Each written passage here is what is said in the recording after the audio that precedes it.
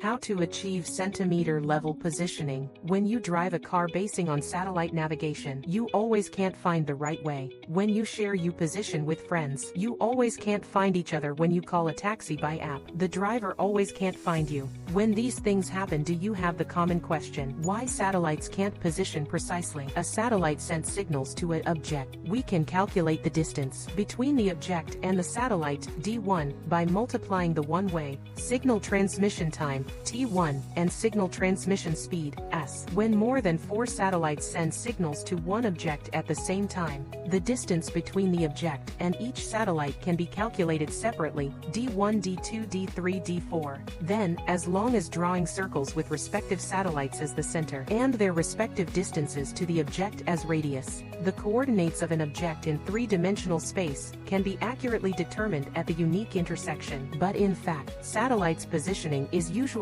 affected by multiple factors. For example, when satellite signals pass through troposphere and ionosphere, they always be refracted. While they be refracted when hitting buildings, it result in miscalculations of transmission time of signals, and then cause the error in distance calculation by tens of meters, even more than 100 meters. These problems can't be solved